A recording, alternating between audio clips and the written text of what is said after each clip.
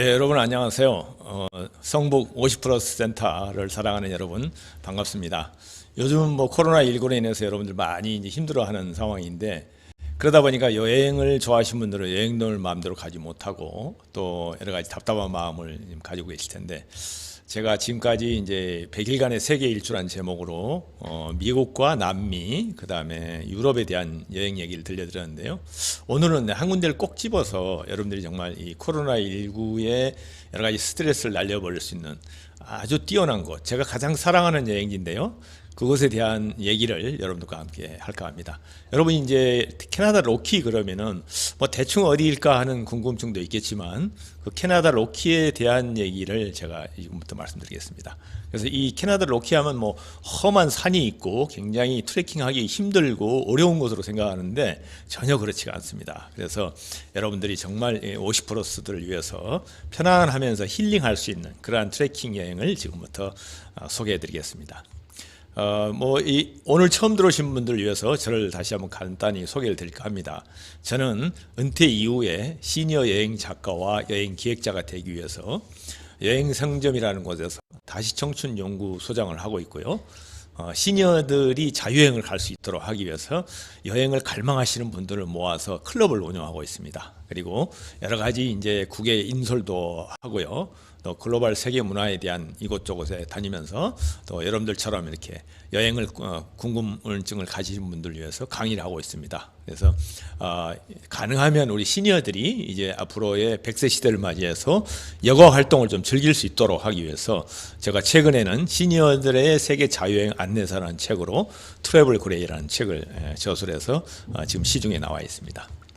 그리고 이제 여행 상점에서 연구소장을 하면서 시니어들에게 어떻게 하면 여행을 편하게 다녀올 수 있고, 또 지금 오늘 캐나다 로키 트레킹을 비롯해서 여러 가지 제가 다녀온 여행지에 대한 소개를 드리고, 또 그때 컨설팅을 해드리고, 또 필요하면 여행 계획을 이렇게 짜는데 도와드리고, 이런 역할을 하고 있고요. 앞서 말씀드린 대로 다시 청춘 여행 클럽이라는 걸 만들어서 여행을 정말 좋아하시는 분들, 자유여행을 맘대로 나만의 여행을 갈 수 있도록 제가 도와드리고, 또 클럽 멤버분들이 여행 계획을 수립해서 직접 여행을 떠나는 이런 여행 클럽을 작년 시작해서 한 2기 정도 운영을 했고요. 3기를 내년 초에 하려고 지금 개설을 하려고 그러는데 코로나19 때문에 가능할지 모르겠습니다. 많은 분들이 관심이 있어서 이러한 여행 클럽을 통해서 시니어들이 자유여행을 마음대로 떠날 수 있는 그런 환경을 조성할까 합니다.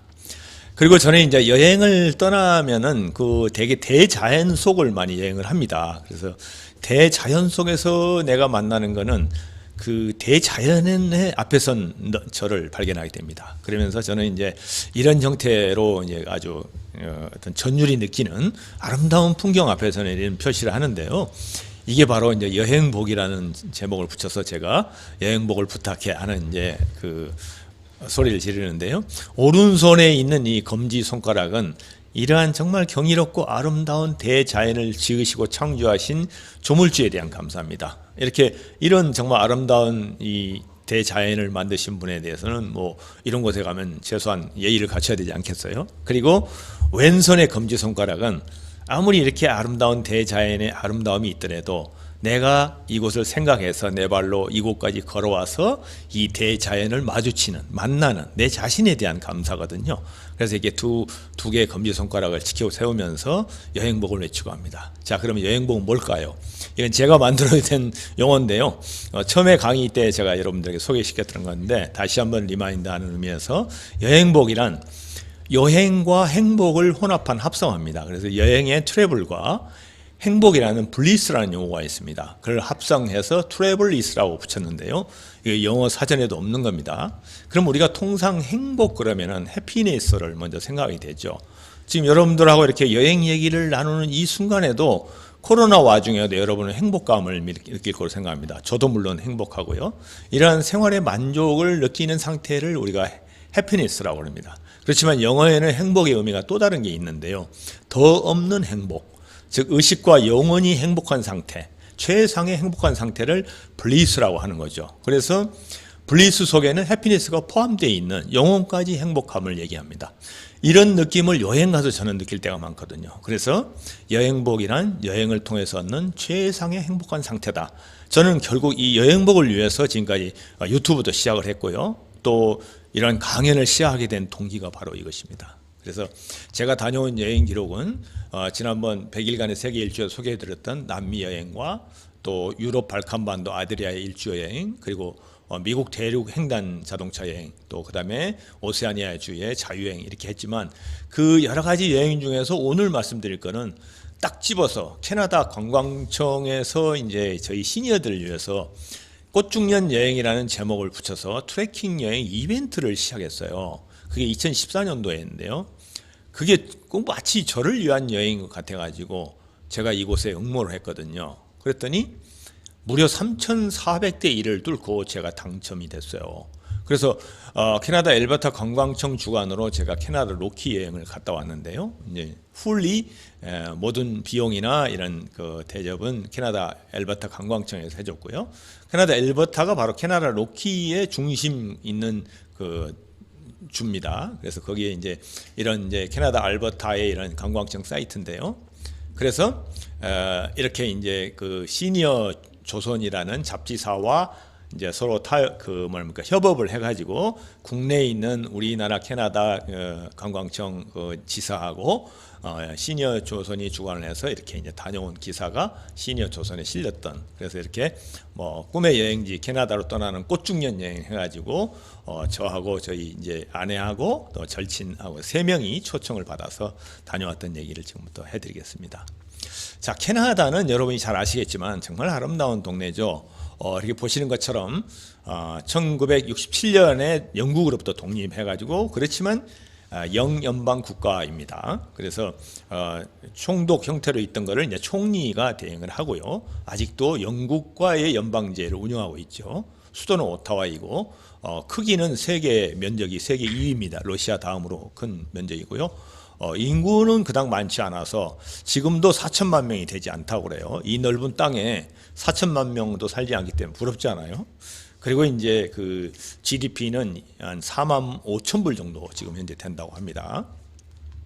그러면 캐나다 로키를 들어가기 전에 먼저 로키 산맥을 간단히 설명을 드리겠습니다. 로키 산맥은 캐나다 저 북쪽의 브리티시 콜롬비아주가 이제 태평양의 연해 있는 캐나다 쪽에 서쪽에 있는 주입니다. 거기에서부터 쭉 북미 대륙을 훑고 내려와서 뉴멕시코 주까지 내려옵니다. 그게 무려 4,500km나 되는 엄청난 긴 산맥이죠.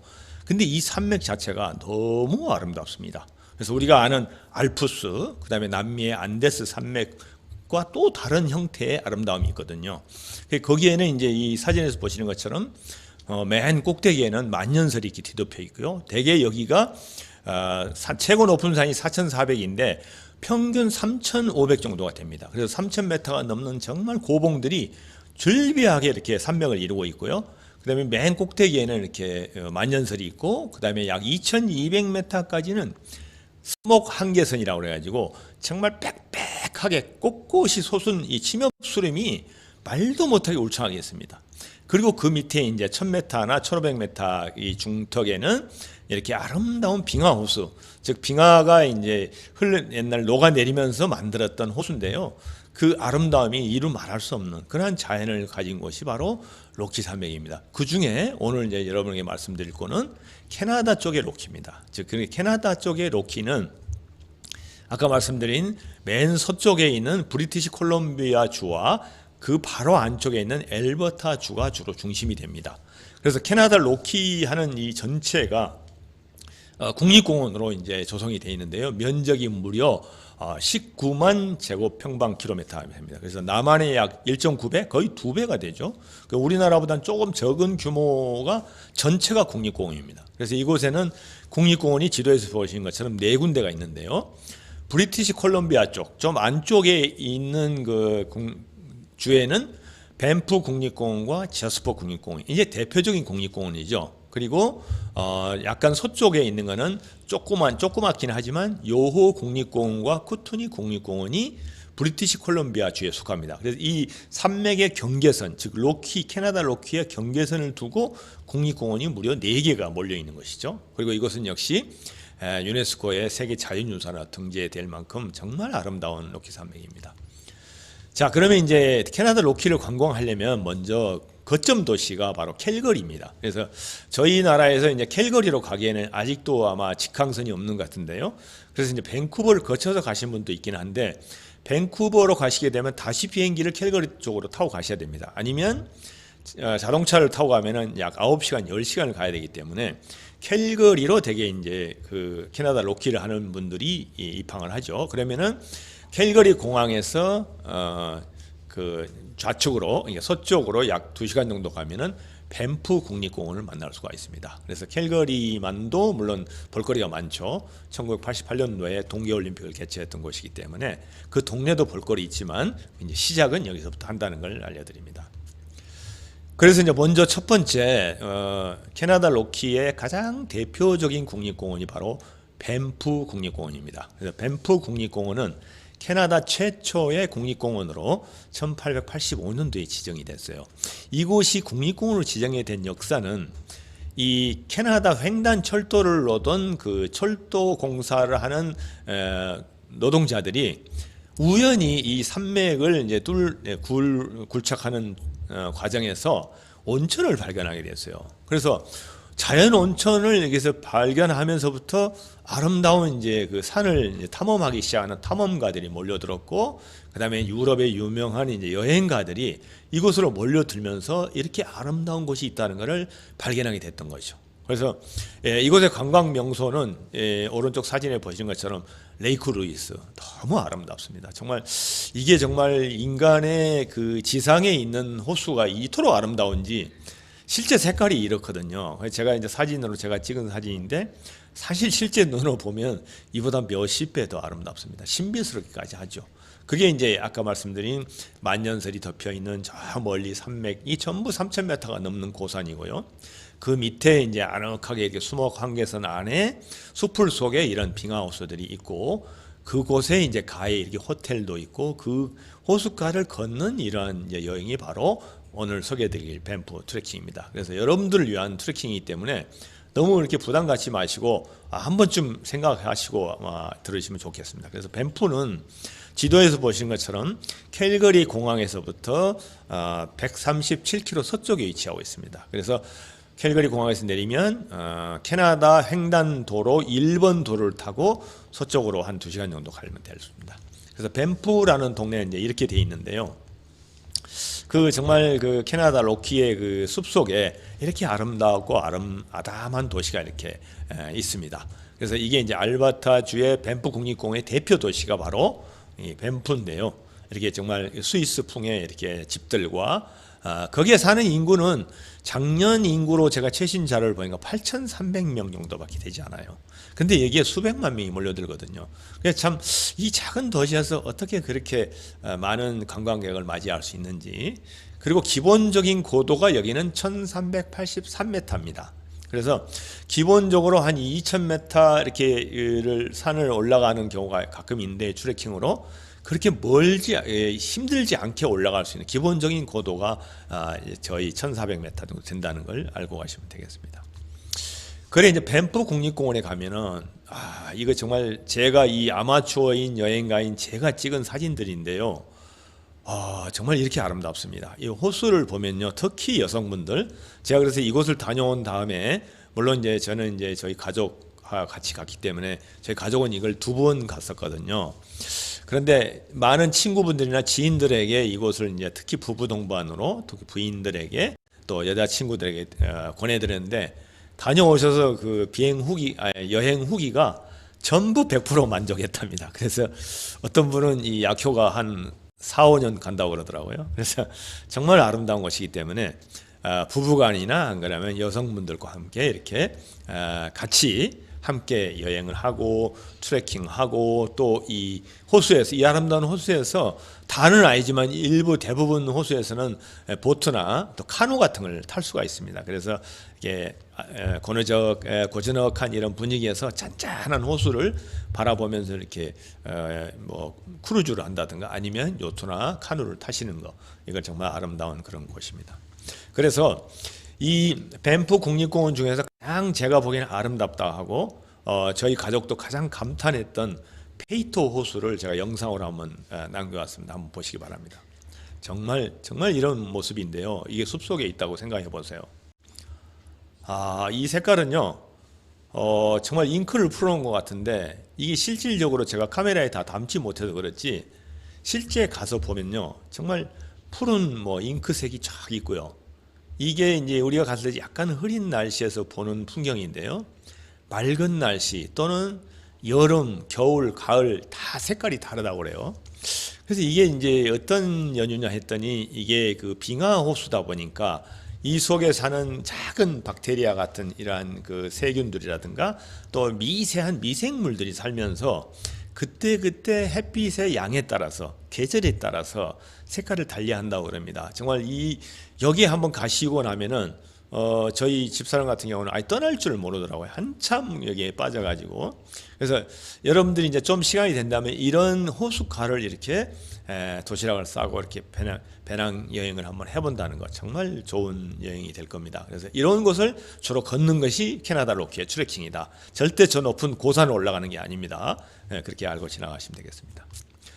그래서 이제 캐나다 로키에 5대 트레킹 코스가 있는데요. 이거는 이제 그 유명한 그 우리나라 여행사에서 제공한 지도입니다만은 저는 꼭 여기에 동의하지는 않습니다만은 주로 이제 밴프 쪽은 비하이브 트레일, 그게 이제 빅 비하이브라고 그러죠. 더 큰 산을 이제 빅 앞에 붙여서 비하이브 트레일이 있고 라치밸리 트레일, 그다음에 에메랄드 레이크, 에메랄드 호수가 있어요. 정말 에메랄드 빛 색깔이 있는 호수가 있는데 거기는 이제 요호 국립공원 쪽에 있는 트레일, 그다음에 제스포 쪽으로 넘어가서는 카벨 메도우 트레일과 볼드힐 트레일이 있는데 아마 좀 이름이 좀 생소할 겁니다. 그래서 이거를 하나하나 저희가 말씀드리고 이것 말고도 제가 플러스에서 한 두세 개 정도의 아주 쉬우면서도 아름다운 코스를 제가 소개시켜 드리려고 합니다. 그렇기 때문에 지금부터는 이제 하나하나 코스를 이렇게 뭐 기록하셔도 좋고 또 찾아보셔도 좋을 것 같습니다.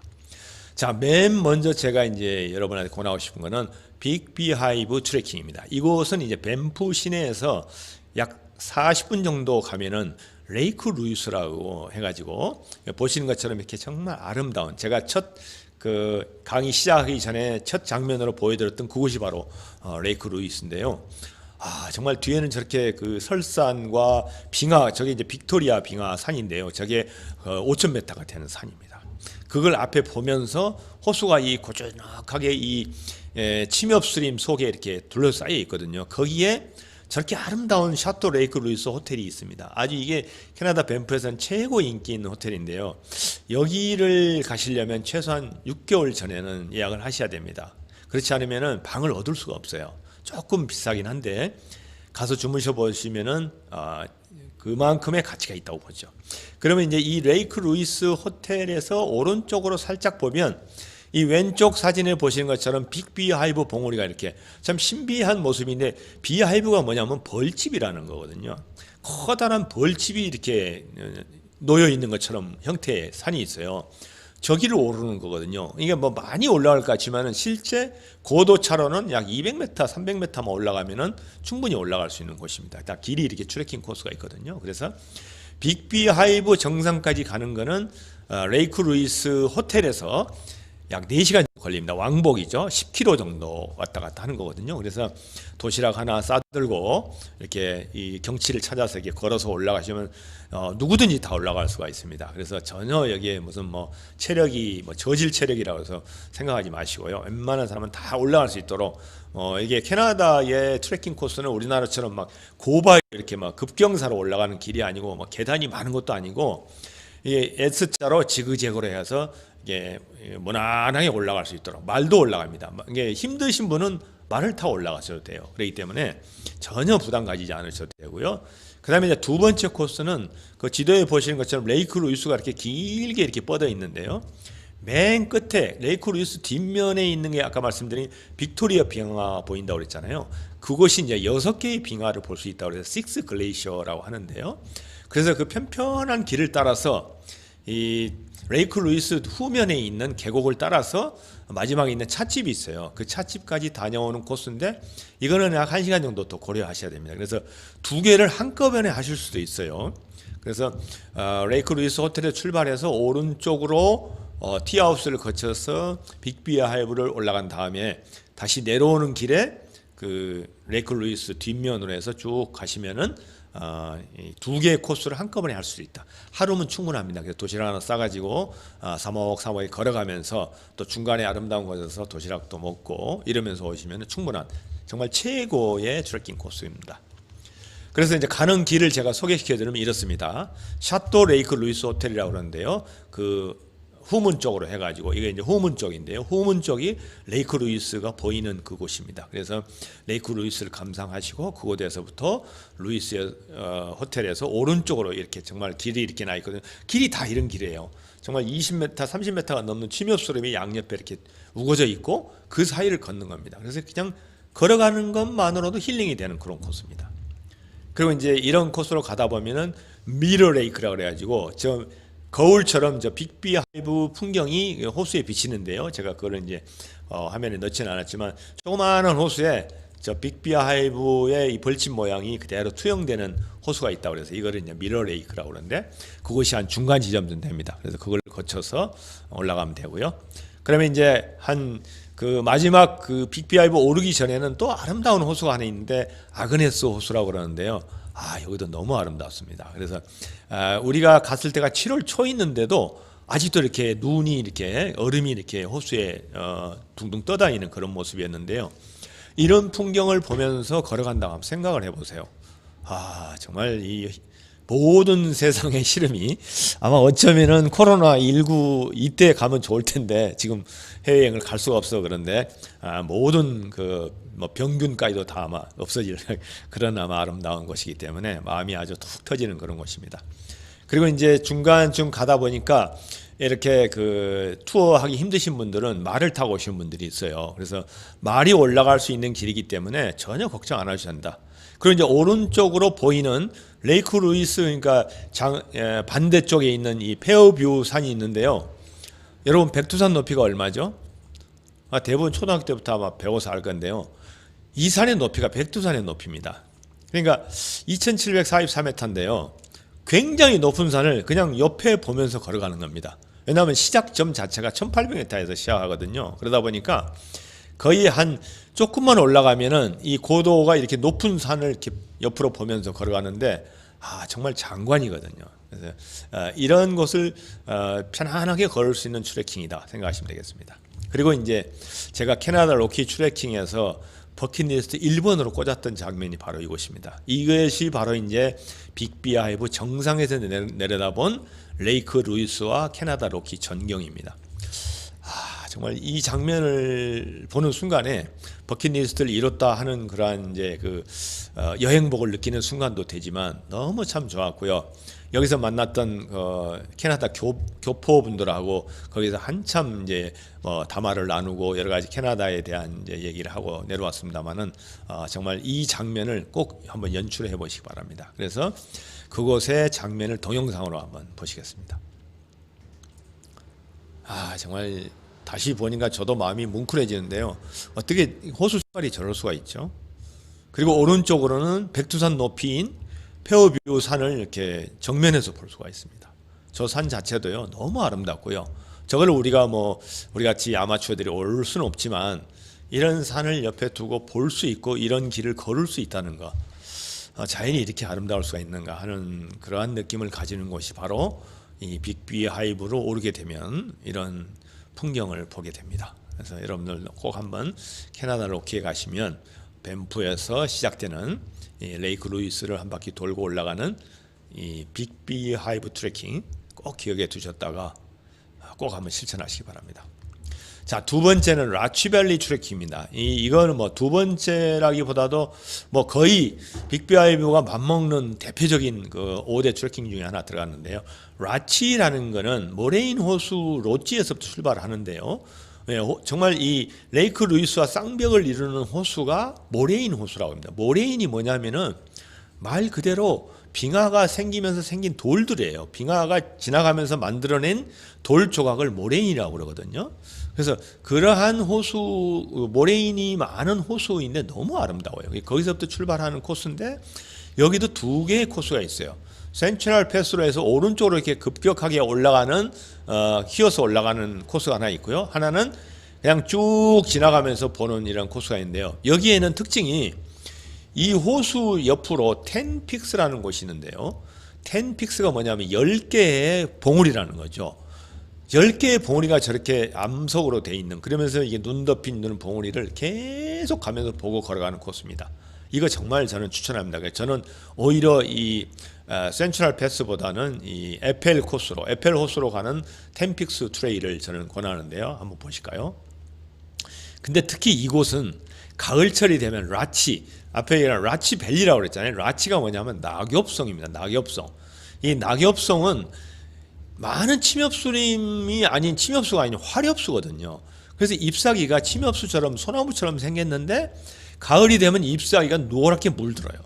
그 유일하게 이 낙엽성이 되는 나무가 이 캐나다 쪽에 있어요. 그래서 이런 노란색의 정말 처음에는 침엽수로 보였는데 가을이 되면 이렇게 단풍이 드는 이때가 최고 절경이라고 하는데 저는 이때 못 갔습니다. 다음에 라치밸리 트레킹을 한다면 꼭 9월 말쯤에 낙엽이 물들 때 가고 싶은데요. 제가 갔을 때는 7월이기 때문에 낙엽성이 없을 때였습니다. 그래서 이곳은 아까 말씀드린 대로 모레인 호수가 저기 왼쪽에 있는 그런 산 텐픽스 옆에 있는 아름다운 호수고요. 모레인 호수 럿지에서부터 시작해서 걸어가면 텐픽스라는 이런 산을 계속 가는 내내 이 산을 응시하고 지나가는 트레킹이거든요. 그래서 이곳이 이제 북단이다 보니까 걸어가는 곳이 이렇게 7월에 가도 이렇게 눈밭을 걸어서 올라가게 되고요. 또 눈길을 이렇게 걸어서 횡단하게 되고, 그러면서 거기에서 이제 에펠 호수라고 그래서 이 트레킹 코스의 마지막이 이제 호수가 조그마한 게 있는데 거기에서 이제 유럽에 트레킹 하는 분들을 만나가지고 또 즐겁게 시간을 보내고 왔던 기억이 나는데요. 자, 그러면은 그 라치밸리를 트레킹 하면서 봤던 텐픽스의 모습을 한번 보여드리겠습니다. 이 모습을요, 하루 종일 가도 이 모습을 보면서 걸어갑니다. 정말 감탄에 맞지 않습니까? 이게 3,000m, 3,500m가 넘은 봉우리가 10개가 호숫가로 쭉 즐비하게 있어요. 그래서 왕복 저희 갔을 때 한 6시간 정도 걸렸던 것 같아요. 그래서 이런 길을 따라서 계속 가고, 또 이제 중간에 도시락 먹고 또 다시 에펠 호수 저 끝단에서, 저 앞에 사진에 있는 끝단에서 다시 이제 모레인 호수 쪽으로 돌아왔던 이제 코스가 바로 라치밸리 트레킹입니다. 그다음에 세 번째는 이거는 좀 쉬운 이제 트레킹인데요. 앞에서 말씀드린 두 개의 트레킹은 약 중 정도 됩니다. 한 5시간 내지 6시간 정도 소요되기 때문에 이거는 그냥 1시간 반 정도 가볍게 갈 수 있는 곳인데, 존스턴 캐니언이라고 그래가지고 계곡이 너무 아름다워요. 협곡이. 그래서 거기에는 이제 두 개의 폭포가 있는데, 로워 폭포, 즉 낮은 쪽의 폭포까지 가는 데는 약 30분이면 갔다 올 수 있는 거리고요. 이건 너무 가볍고, 이런 계곡이 너무 아름답기 때문에 계곡에 물이 흐르는 것도 정말 많고요. 그래서 어퍼 폭포, 위쪽 폭포라는 얘기죠. 거기까지 다녀온 데는 약 1시간 반 정도. 뭐 사진 찍고 좀 논다면 2시간이면 충분히 갔다 올 수 있는, 보통 사람 그냥 걸음으로 다 갈 수 있는 그런 곳입니다. 그래서 이곳은 보우밸리 파크웨이라고 해서 밴프라는 곳에서 아까 보여드린 레이크 루이스를 가는 옛날 길입니다. 그래서 보우밸리 파크웨이는 옛날 2차선 도로가 따로 있는데요. 이곳은 정말 영화에도 여러 가지 영화에서도 나오는 그런 장면을 연출하는 영화 촬영지이기도 하거든요. 그러면 이제 보우강을 따라서 이렇게 도로가 나 있어요. 2차선 도로로. 지금은 이제 4차선 도로로 캐나다 횡단 도로가, 1번 도로가 새로 뚫려가지고 뭐 레이크 루이스까지 한 30-40분이면 갈 수 있는데요. 옛날 도로로 해서 가는 길로 가야 됩니다. 그래서 존스턴 캐니언은 밴프에서 별도로 보우밸리 파크웨이 쪽으로 별도로 나가야 된다는 겁니다. 그래서 여기에 보시게 되면 이제 지도에 것처럼 로어 폭포, 즉 낮은 쪽에 있는 폭포가 있고요. 한 30분만 걸어가면 어퍼 폭포는 이제 그 윗단에 있는 폭포까지 이런 길을 따라서 가기 때문에 뭐 가다 보면 어느덧 이런 계곡을 그냥 지나가다 보면은 폭포가 나오기 때문에 꼭 위에까지 한번 갔다 오시기 바랍니다. 그래서 마지막에 이제 어퍼 폭포를 찍어온 사진인데요.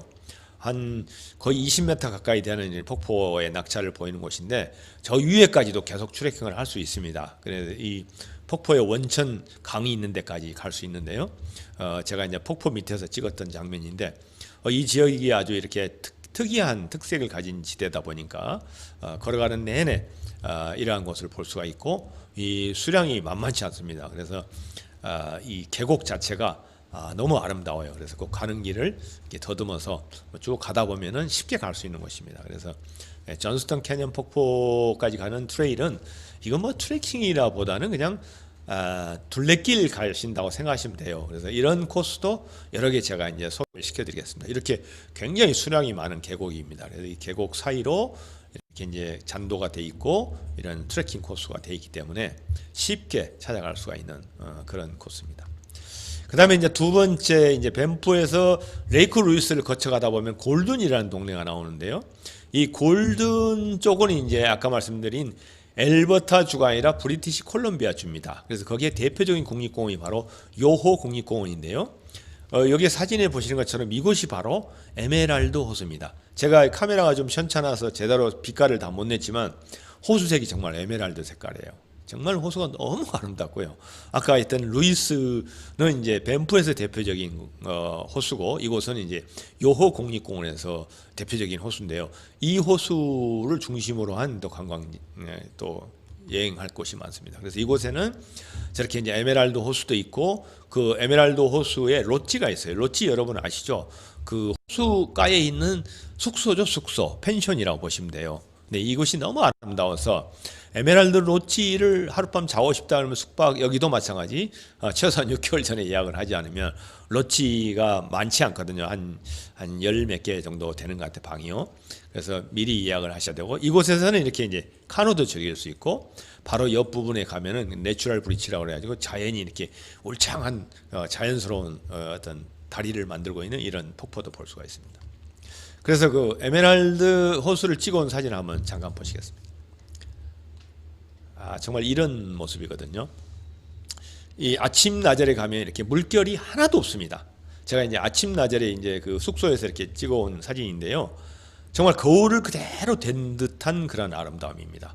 이곳이 캐나다 호수들의 특징입니다. 그래서 뭐 그러다 바람도 없고요. 여름에 가면은 이렇게 투영된 호수의 모습을 볼 수가 있습니다. 정말 아름답습니다. 오른쪽에 있는 게 롯지 여러 가지 집 몇 채 중에 한 채인데요. 이 호수를 도는 트레킹이 있습니다. 그래서 그 트레킹을 제가 이제 소개해 드리려고 이렇게 하는 건데요. 그래서 에메랄드 호수 일주하는 트레킹. 이게 바로 이제 네 번째 트레킹으로 제가 권해드립니다. 그래서 이 사진에 보시는 것처럼 에메랄드 호수에서는 이제 카누도 탈 수 있고 롯지가 이렇게 레이크 루이 아니 뭐냐 그죠 에메랄드 호수 입구에 이렇게 있습니다. 그래서 이 입구에서부터 시작을 해서 호수를 이렇게 한 바퀴 도는 건데 약 5.2km밖에 되지 않아요. 그래서 롯지에서 출발해서 뭐 길어봐야 2시간이면 충분히 뭐 사진도 찍으면서 이렇게 거닐 수 있는 그런 코스입니다. 대신 이제 이것만 할 수가 없다. 트레킹을 정말 좋아하시는 분들은 뒤에서 제가 설명드리겠지만은 이 요호 국립공원의 대표적인 폭포가 타카카우 폭포라는 아주 거대한 폭포가 있거든요. 그쪽으로 넘어가는 트레일이 또 하나 있어요. 그거를 에메랄드 베이신 트레일인데 이거는 10.8km 정도 갑니다. 그래서 이거는 한 중정도 코스라고 볼 수가 있죠. 약간의 이 산을 하나 넘어야 되기 때문에 뭐 그렇지만 그렇게 어려운 코스는 아닙니다. 그래서 두 개의 코스가 있는데 제가 여러분에게 권하는 거는 50% 시니어들에게는 에메랄드 호수 일주 트레킹을 권해드립니다. 그래서 아까 말씀드린 타카카오 폭포는 이제 왼쪽에 있는 그런 정말 거대한 폭포거든요. 이 높이가 무려 낙차가 380m나 됩니다. 그래서 어마어마한 어디에서 저 물이 나오는지 모르겠는데 뭐 수량도 거대하고요. 이런 폭포들이 많이 있습니다. 대표적인 요호의 이제 폭포고요.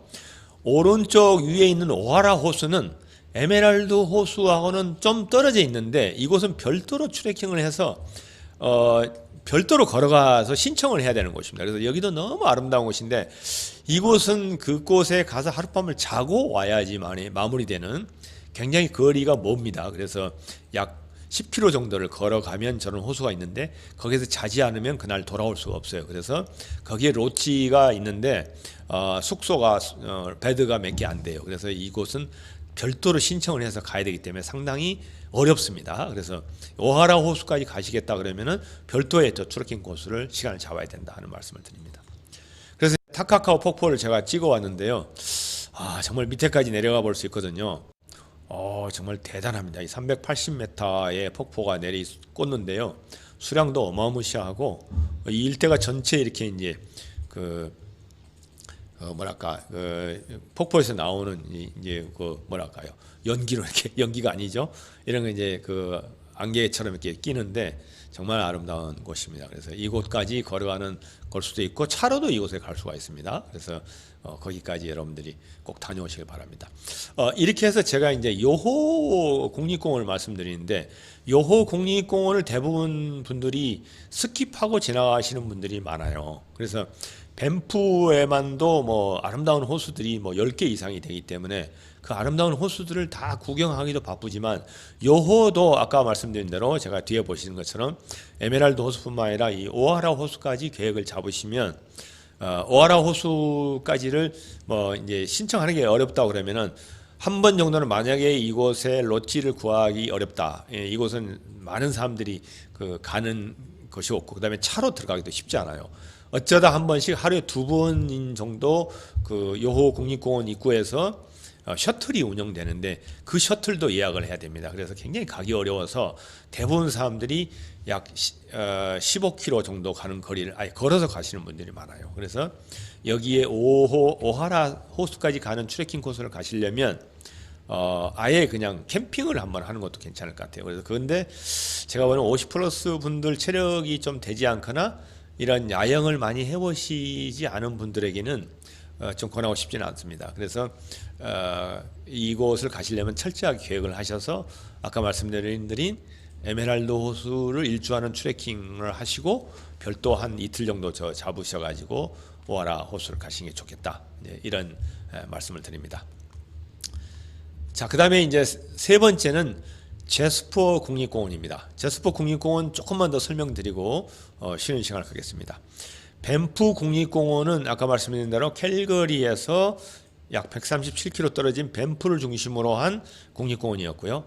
요호 국립공원은 그 옆으로 레이크 루이스에서 바로 옆으로 좀 가면에 붙어 있는 것인데, 북서쪽으로 더 올라가면은 이 캐나다 로키에서 가장 거대한 국립공원이죠. 면적이 무려 11,228 제곱평방킬로미터가 되는 진짜 큰 국립공원이거든요.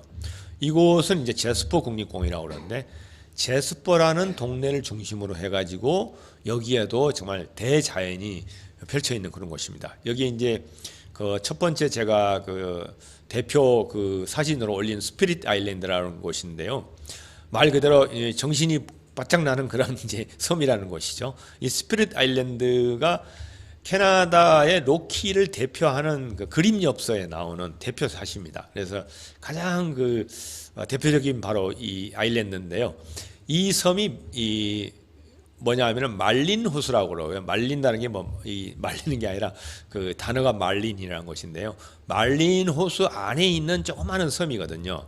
그래서 이곳까지 이 크루즈를 갑니다. 그래서 유람선을 타고 가는 곳이거든요. 그래서 이곳 투어를 하시고 그곳에서 다시 이제 유람선을 타고 한 1시간 반 정도 가는 깊은 곳에, 말린 호수라는 게 길쭉한 호수거든요. 굉장히 거대한 호수인데, 그 호수 안에까지 들어가는 유람선을 타시고 그 옆에서부터 다시 말린 호수를 따라서 가는 트레킹 코스가 있습니다. 그 코스까지 제가 설명을 드리겠습니다. 그래서 이제 제스퍼 국립공원의 중심 도시는 제스퍼라는 곳입니다. 그래서 알버타주의 제스퍼 국립공원의 대표 도시이기도 하죠. 근데 이곳은 밴프보다 더 작은 곳이에요. 작년도 인구로 약 4,000명 정도밖에 되지 않다고 그러니까 밴프의 한 반 정도 되는 동네죠. 아담한 동네인데요. 거기에 이제 제스퍼 트램이라고 저렇게 이제 케이블카가 있는데, 그 주변에 있는 산까지 올라가는 전망대까지, 그 위에서 보시다시피 사진에 본 것처럼 정말 조그마한 소도시인데 이곳에도 관광객들이 정말 몰려드는 그런 곳입니다. 그러다 보니까 당연히 어떠겠어요? 숙소가 적죠. 그래서 미리 이 제스퍼에 숙박을 하시려면 미리 숙소를 예약하지 않으면 굉장히 비싼 값에 얻어야 되는 곳이고요. 그 다음에 여기에서 이제 좀 더 외곽에, 국립공원 여기서 좀만 제스퍼 국립공원을 좀 더 위로 한 40km, 80km, 80km 넘어가네요. 가는 데 가면 힌튼이라는 곳이 있는데, 그 힌튼이라는 곳에 숙소를 얻지 않으면은 자리 잡기 쉽지 않습니다. 그래서 제스퍼가 이제 제스퍼 국립공원의 중심지다, 이렇게 말씀드립니다. 그리고 제스포에도 마찬가지. 밴프에서 제가 보여드렸듯이 여기에도 정말 어마무시한 호수들이 이렇게 많습니다. 물론 밴프에 있는 그 호수들보다는 좀 더 좀 특색이 있죠. 좀 넓고 편편하고 이렇게 평야에 있는, 그러면서 주변에 이게 침엽수가 있는 이런 이제 호수들인데요.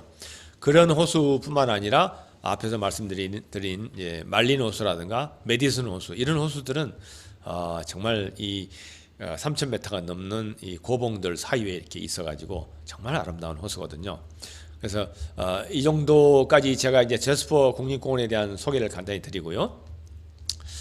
그 다음에 이 제스퍼를 가기 위해서는 이 아이스필드 파크웨이라는 세계에서 가장 아름다운 도로로 선정된 도로를 따라가야 됩니다. 그러니까 뭐라 그럴까요? 이게 길이가 232km나 되거든요. 그래서 밴프 국립공원의 대표적인 호수인 레이크 호수에서 제스퍼까지 가는 232km의 2차선 도로인데 세계에서 가장 아름다운 도로입니다. 제가 이 도로를 몇 번 이렇게 왕복을 해봤는데요.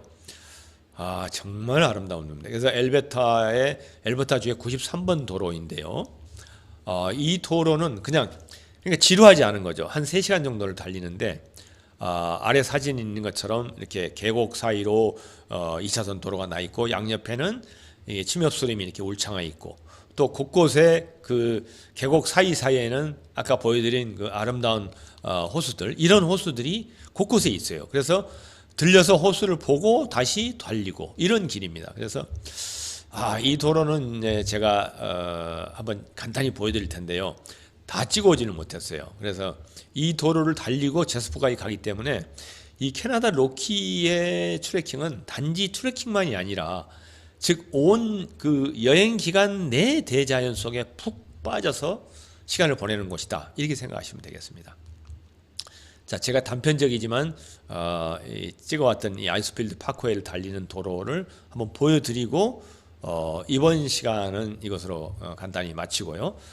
그 다음에 여러분들이 혹시 질문이 있으시면은 댓글로 남겨놓으시면은 제가 쉬는 시간 동안에 여러분들의 그 댓글을 보고 다음 시간 시작할 때 말씀을 드리도록 하겠습니다. 자, 그러면은 이 아이스필드 파크웨이 93번 도로를 한번 달려보시고 오늘 시간을 마치겠습니다. 이게 양옆으로요, 이런 이제 침엽수림이 이렇게 울창하게 있는 도로로 가고요. 좀 멀리나 가까이도 있습니다만은 이 3,000m가 넘는 고봉들, 캐나다 로키에는 3,000m가 넘는 고봉이 무려 60개가 넘습니다. 그래서 아예 이 고봉들 사이에 밑에 있는 계곡 사이에 도로를 달린다고 생각하시면 돼요. 그래서 저렇게 만년설이 뒤덮여 있는 3,000m의 고봉을 보면서 가는 것도 물론 아름답지만 가다 보면은 이게 이제 제가 직접 이렇게 찍지는 않았습니다만은 곰이라든가 뭐 엘크, 그다음에 뭐 양들, 이러한 동물들을 중간에 만날 수가 있어요. 그러면 이제 모든 차들이 다 씁니다. 서가지고 그 사진을 찍느라고 난리인데요. 물론 이제 곰이 나타나면은 못 내리게 하죠. 거기에 경비원이 있어가지고. 그렇지만 나머지 뭐 엘크라든가 사슴이라든가 사냥 이런 것들을 볼 때는 전부 또 차가 서가지고 그걸 또 지나갈 때까지 기다렸다가 또 가는 이러한 맛도 있습니다. 그래서 비록 제가 사진은 일부만 이렇게 찍어드렸지만 그런 실제 가보시면 감흥이 더 크다는 걸 말씀드립니다. 자, 그러면은 지금 43분이 좀 지나가고 있는데요. 좀 쉬셨다가 휴식 시간을 끝내고 약 53분에 그러면 다시 뵙도록 하겠습니다. 그 사이에 궁금하신 거 있으면 댓글로 남겨주시기 바랍니다. 자, 그러면 10분간 휴식을 하겠습니다.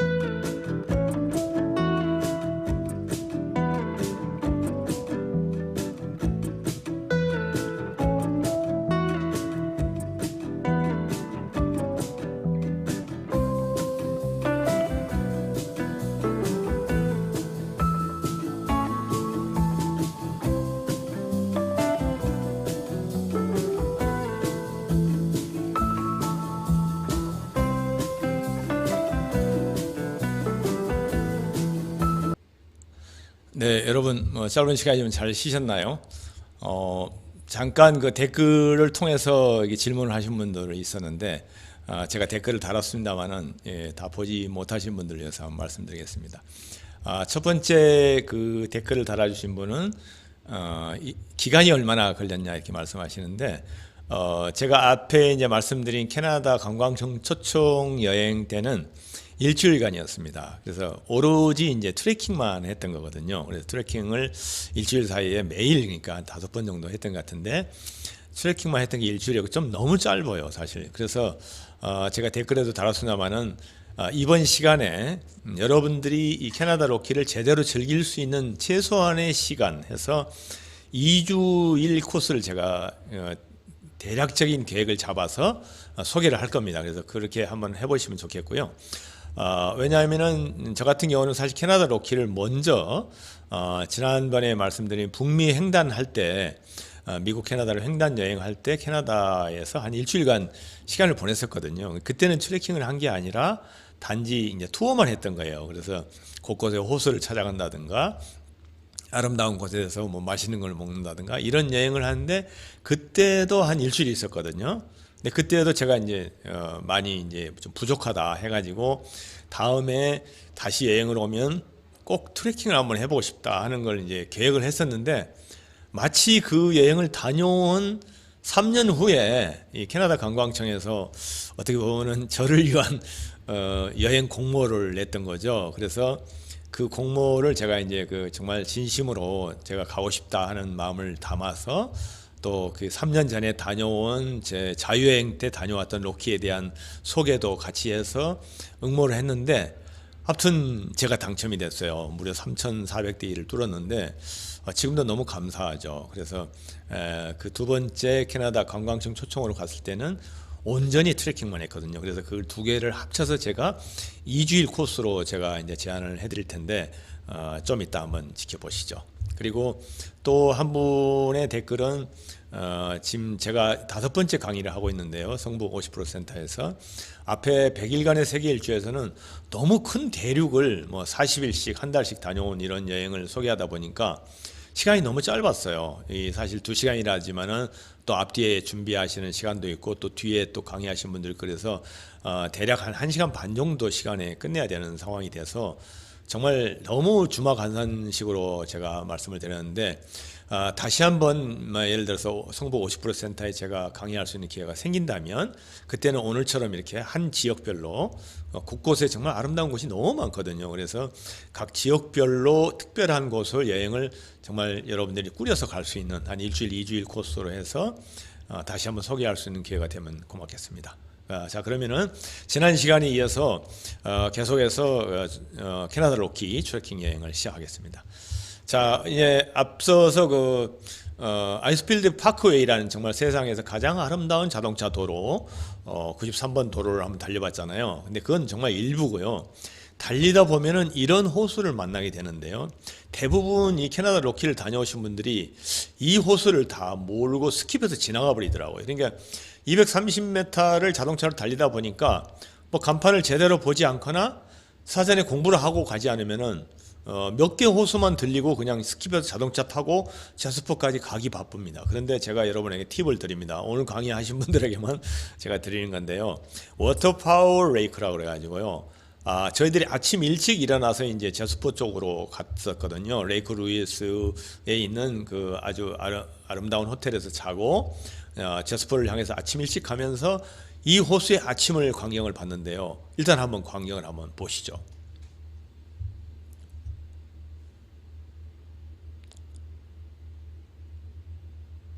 느낌이 어떤가요? 이런 호수를 제가 평생에 만날 줄은 생각을 못했습니다. 정말 상상조차도 못했는데요. 아침 한 9시경 되는 시간에 그 호수면인데 정말 거울을 그대로 대는 것 같은 이런 장면을 찍기 위해서 사진 작가들이 물론 많은 분들이 찾아갔고요. 그대로 투영되는 이 거울과 같은 모습. 이게 이제 워터파워 레이크라는 건데 아까 그 지나갔던 아이스필드 파크웨이 레이크 루이스에서 제스퍼로 가는 초입에 있습니다. 좀 가면은 이제 보우 호수가 레이크가 먼저 나오고요.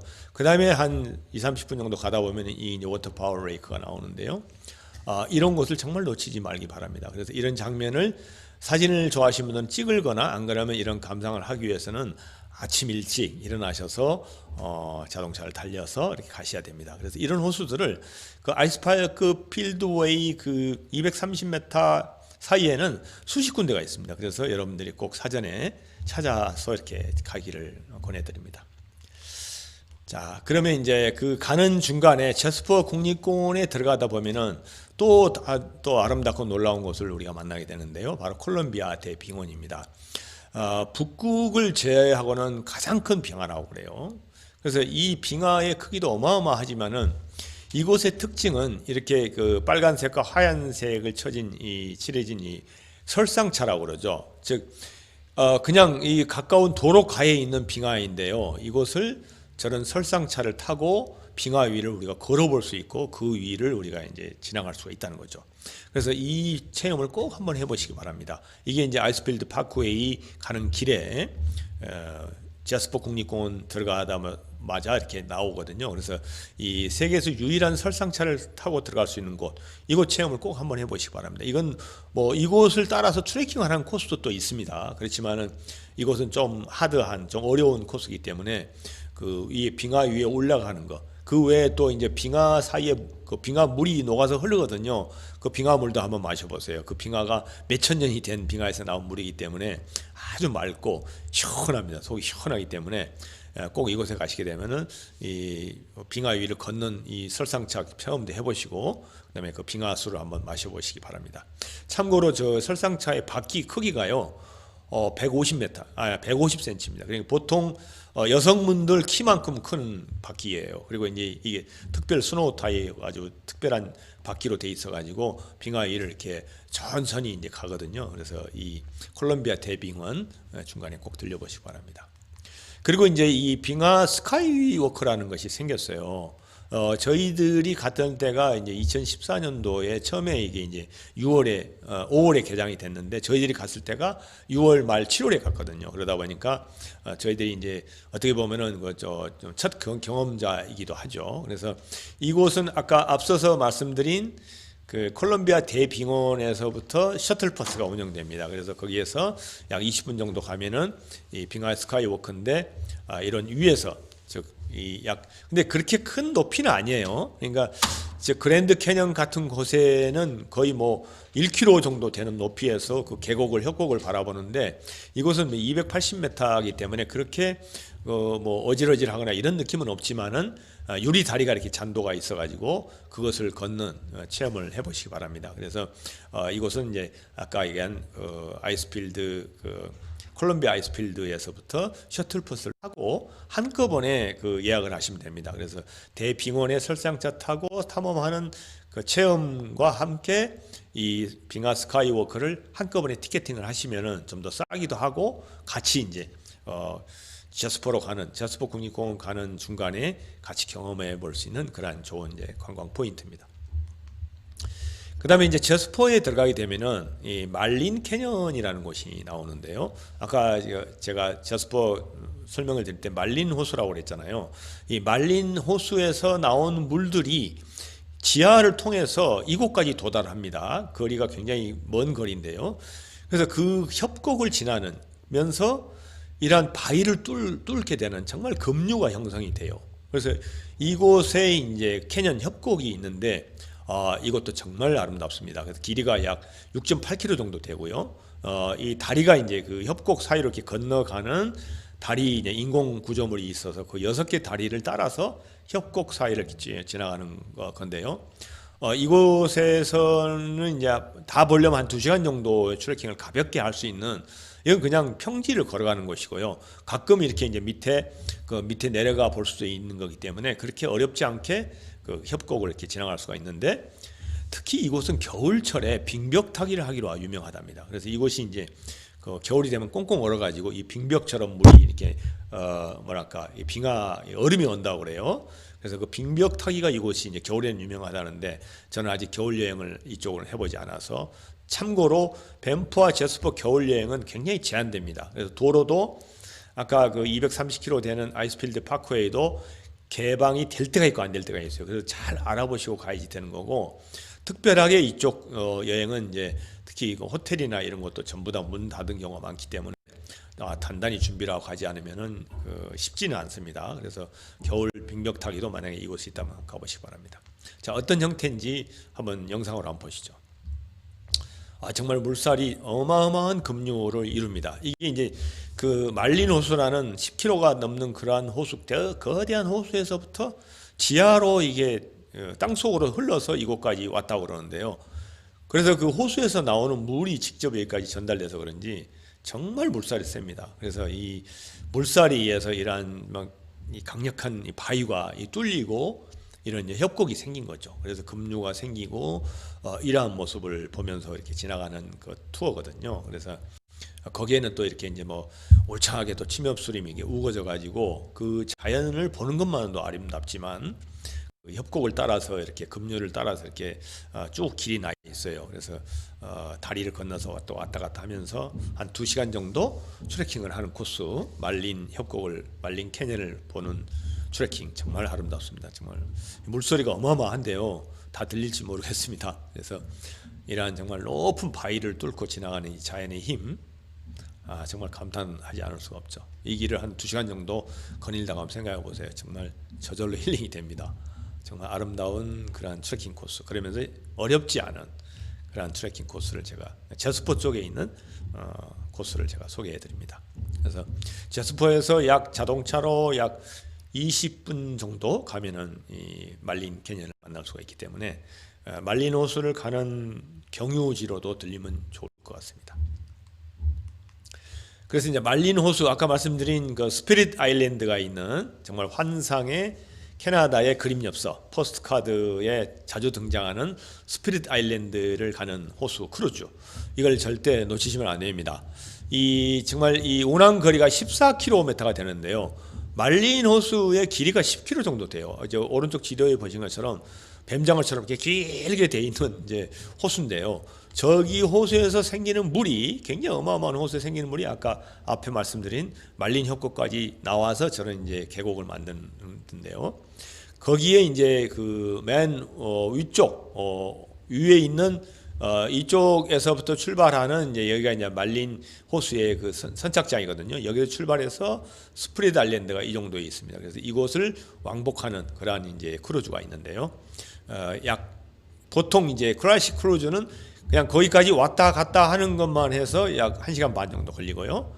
프리미엄 크루즈를 꼭 하셔야 됩니다. 그래야 저 아일랜드에서 이제 하선을 하셔가지고 저 아일랜드까지 가서 사진을 찍을 수가 있어요. 그래서 보통 이제 크루즈만 하시면은 왼쪽 사진에 보이는 것처럼 저런 크루즈를 타고 왔다 갔다 하면 1시간 반이면 마주치는데 2시간으로 해가지고 이 프리미엄 크루즈를 하셔서 저기 스플릿 아일랜드에 내려서서 사진도 찍고 그곳의 어떤 아름다운 풍경을 이렇게 담아오시기 바랍니다. 근데 이제 이거는 크루즈 형태고 보통 현지인들은 보니까 카누와 카약을 직접 타고 가더라고요. 그래서 카누는 2사람 정도 아니면 혼자 타가지고 카약을 투어를 해서 저기까지 갑니다. 그러면 하루 종일 가는 것 같아요. 하루 종일 가서 저 아름다운 풍경을 보면서 노를 저어서 이렇게 즐기는. 그래서 여기에도 마찬가지로 이렇게 호수가 잔잔합니다. 단지 저 크루즈가 지나갈 때만 배 때문에 생기는 그런 이제 후류 때문에 조금 이제 그 물결이 좀 생길 뿐이지 그냥 너무 잔잔하고요. 아름다운 호수입니다. 그래서 저 호수를 따라서 이제 거니는 이제 트레킹을 우리는 이제 목적이기 때문에 말린 호수 크루즈를 소개를 시켜드리고 이제 트레킹을 소개해드리겠습니다. 그래서 거기에서 나오는 이제 주변에 가는 주변에 있는 관광지는 이 메디슨 호수라고 하는데 이게 이제 말린 호수 중간 정도에 있거든요. 이 호수는 여름에만 이렇게 물이 차 있어요. 그리고 가을이나 겨울이 되면 초입에 제가 말씀드린 말린 캐년으로 물이 밑으로 흐르다 보니까 저 호수가 완전히 말라버리는 호수가 된답니다. 그래서 참 특이한 호수가 메디슨 호수는 가을에 가면 저 물이 없어요. 왼쪽에 위에 있는 사진은요. 그 다음에 이제 그 제스퍼 쪽에는 선업타 폭포, 정말 저런 급류들이 많습니다. 제스퍼 쪽에는 산악이 좀 계곡이 깊고 그래서 저런 급류가 흐르는 선업타 폭포가 있고요. 오른쪽에 있는 에스바스커 폭포는 정말 그 뒷배경이나 주변에 그 강 주변에 그 경치가 너무 아름다운 곳입니다. 그래서 대표적으로 이 제스퍼 국립공원을 가신 분들은 트레킹 말고도 이런 폭포들이나 호수들을 이렇게 찾아서 여행하시면 정말 아름다운 코스를 여러분이 즐길 수 있을 거로 봅니다. 자, 그러면 이제 말린 호수 주변을 이렇게 길게 나 있는 사진에 보시다시피 보이죠? 말린 호수가 저렇게 길게 한 10km 가까이가 이렇게 뻗어 있거든요. 그 호수 위로 이렇게 기슭으로 걷는 코스가 바로 볼드 힐 트레킹입니다. 이쪽이 이제 볼드 힐이라는 언덕이거든요. 그 언덕을 넘어서 이게 이제 제가 소개시켜드린 트레킹 중에서는 가장 먼 길이죠. 약 14km 정도 되고 6시간 정도 소요가 되는데 한 중정도 난이도라고 생각하시면 됩니다. 근데 이것도 보통 여러분 체력이면 충분히 50+ 되신 분들은 다녀오실 수 있는 그러한 코스입니다. 그래서 정말 이 말린 호수의 전경을 이렇게 쭉 걸어가면서 보는데요. 정말 환상적인 그런 모습입니다. 그래서 저 오른쪽 사진에 보신 것처럼 만년설이 덮인 끝없이 펼쳐지는 약 3,000m가 넘은 고봉과 그 아래에 흐르는 이 말린 호수, 정말 그든 뭐 천국의 풍경 같아요.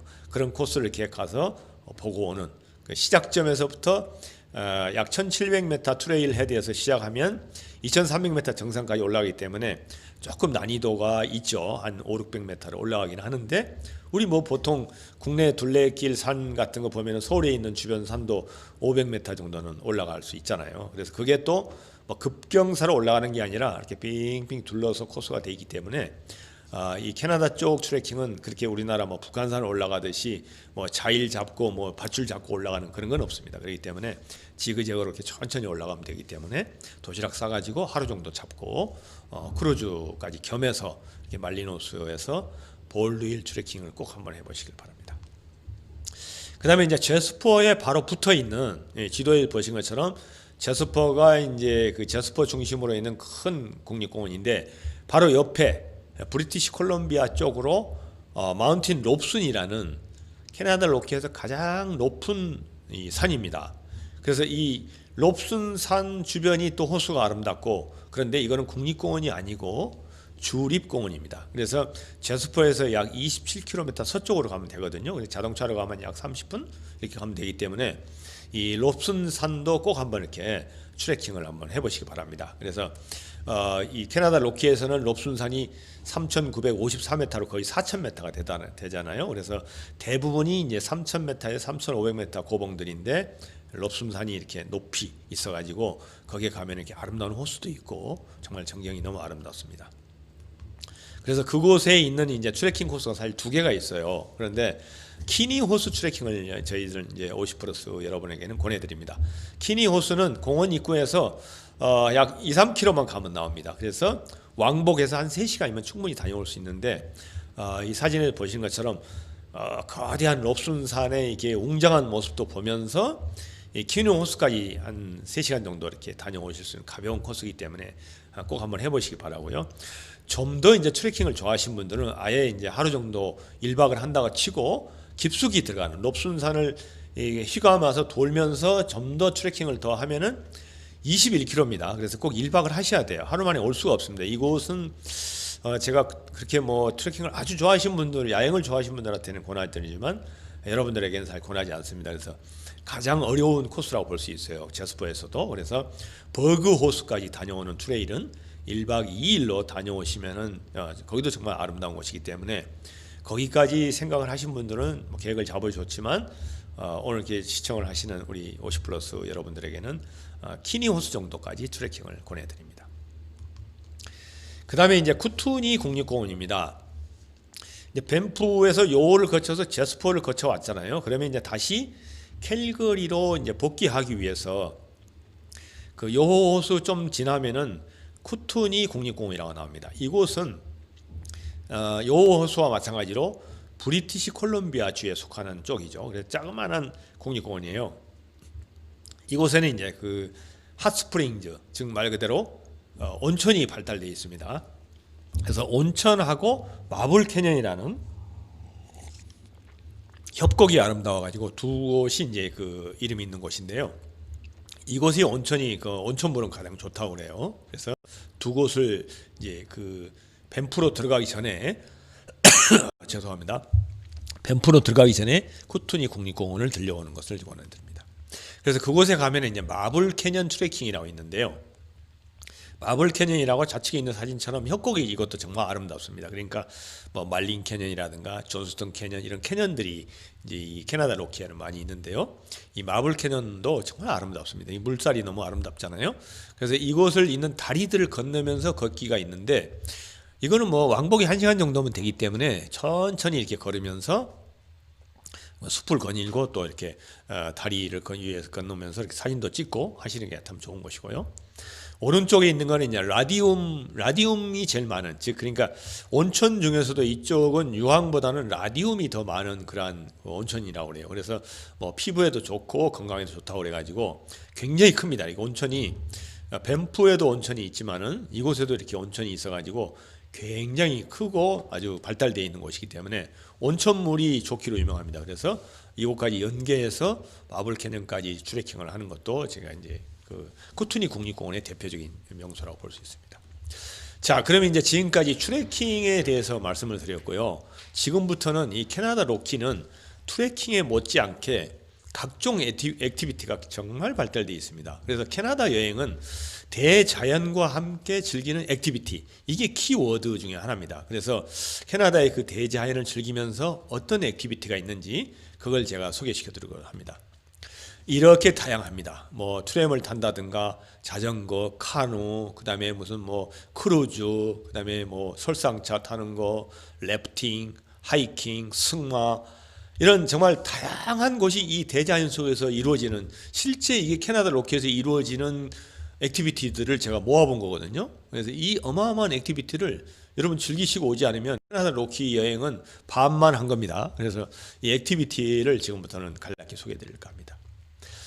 가장 대표적인 거는 밴프 곤돌라입니다. 이게 밴프 국립공원에서 곤돌라를 타고 이 정상에 올라가는 거거든요. 높이가 약 2281m 정도, 올라가는 데는 약 8분 정도밖에 소요가 안 되는 조그마한 곤돌라인데요.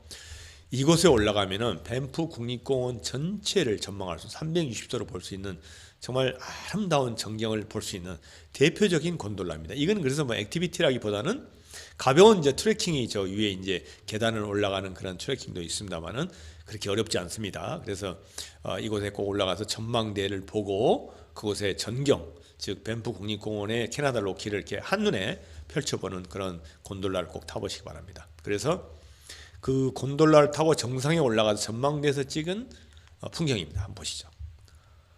이토록 아름답습니다. 즉 여기 이제 전망대 끝에 있는 기상 전망대가 있는데요. 거기까지 이제 아까 그 계단을 따라서 올라가다 보면은 저기까지 올라갈 수 있는데요. 정말 이 풍경은 뭐라고 얘기할 수가 없을 정도로 아름답습니다. 그래서 저런 봉우리를 다 올라가는 하이킹도 좋지만 여기가 이제 밴프 시내거든요. 이 밴프 시내 약 8천여 명이 사는 이 시내에 1년에 수백만 명이 모이는 곳입니다. 그래서 이렇게 산과 빙하 호수와 강과 그다음에 침엽수림과 이 아름다운 이 풍경을, 이 한 장면이 곧 밴프 국립공원을 대표하는 장면입니다. 그래서 밴프 시내를 중심으로 이런 도시가 돼 있다는 거, 뭐 조금 더 높은 뭐 건물은 하나도 없죠. 그다음에 골프장과 이 강가로 흐르는 뭐 폭포들, 호수들, 이러한 모습을, 그냥 여기에도 트레킹 코스가 많이 있어요. 밴프 시내를 도는 코스도 많이 있기 때문에 가볍게 돌고 뭐 이렇게 뭐 좀 어디 여행 다녀와서 한 2-3시간 이렇게 걸을 수 있는 곳도 강 따라서 이렇게 많이 있기 때문에 여러분 이것을 해보시기 바랍니다. 자, 그 다음에 이제 승마를 탈 수 있는 곳이 여러 군데가 있어요. 그런데 밴프에서도 저런 강을 따라서 가는 호수를 따라가는 승마도 있습니다만은 저는 이제 그 저스포 쪽에 있는 아네트 호수에 있는 저스포 파크 랏지라는 곳이 있어요. 그 이제 저스포 파크 롯지라고 그래가지고 굉장히 아름다운 그 호숫가에 있는 하나의 숙소죠. 펜션 같은 곳인데 이곳에 가면은 이 승마 체험을 해볼 수 있어요. 그래서 저스포 파크 스테이블이라는 이제 그 승마장이거든요. 거기에서 초보자는 약 1시간 정도, 그 리버 뷰로 해가지고 그 뭡니까 호수가 좀 조그만하기 때문에 호수를 이렇게 한 바퀴 도는 이게 코스 1시간짜리가 있고요. 중급자용은 2시간짜리가 있습니다. 그래서 그 옆에 뭐 이런 강가도 가보고 여러 가지 숲속도 이렇게 다니고 하는 2시간짜리가 있는데 뭐 어떤 것든 좋습니다. 그래서 저스포에서 약 한 15분 정도 아주 주변에 있습니다. 그래서 말린 캐년도 갔다 오고 뭐 주변에 또 호수도 아름다운 호수들이 이렇게 많이 있습니다. 지도에 보신 것처럼 이 뻥뻥 뚫려 있는 게 강한임 호수입니다. 그래서 그러한 호수들 중에서도 이 아네트 호수에서 승마를 하는 호숫가를 이렇게 거니는 정말 아름답기 때문에, 그리고 이제 우리나라는 저도 이제 제주도 가면 승마를 가끔 하고 옵니다만은 승마를 되게 승마에 자격증이 있지 않으면 그 고삐를 주지 않잖아요. 근데 캐나다 로키는 안 그렇습니다. 앞에 이제 리더가 딱 이제 가이드가 붙고요. 그 사이에 이제 이 승마 체험을 하는 고객들이 이렇게 쭉 따라가는데 고삐를 다 줍니다. 그래서 말들이 워낙 훈련이 잘 돼 있어가지고 앞에 있는 리더 가이드 말을 따라서만 가요. 절대 옆으로 세지 않습니다. 그래서 뭐 가이드 말이 이제 쓰면은 쓰고, 또 만약에 이제 제가 쓰고 싶어도 고삐를 땡기면 쓰거든요. 그러면 그 뒤로 말들이 다 서 있어요. 그래서 만약 거기서 내려서 뭐 강가를 지나면서 뭐 조약돌을 한번 만져보고 싶다든가 물을 만져보고 싶으면은 잠깐 내려서 이렇게 만져보고 다시 타도 전혀 움직이지 않습니다. 그래서 아주 안전하기 때문에 이 캐나다 로키에서 승마 체험은 안전하면서도 내가 직접 정말 말을 타고 가는 기분이 들고 자연을 이렇게 즐기면서 갈 수 있는 거다고 제가 공고를 드립니다. 그다음에 온천역, 아까 이제 그 쿠투니 국립공원에 있는 제가 온천도 소개시켜 드렸지만, 그것보다도 여기는 야간 온천이 정말 좋은 곳입니다. 정말 경치도 너무 아름답고 이곳이 제일 큽니다. 그리고 물도 제일 따뜻해요. 이거 어디냐면은 제스퍼 국립공원에 있는 겁니다. 제가 이제 밴프, 제스퍼, 쿠투니 국립공원에 있는 세 개의 온천을 제가 지도로 소개시켜 드렸는데요.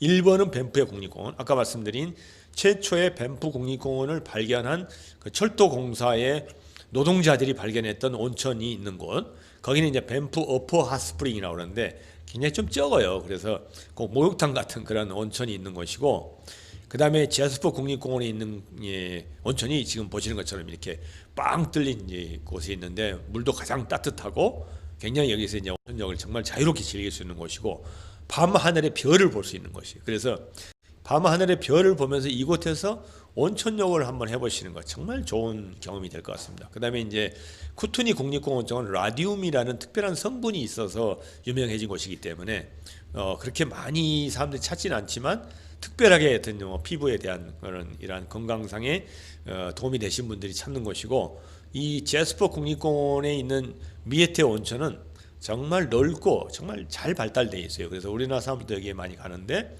그곳에서 온천욕을 즐기는 것을 권해드립니다.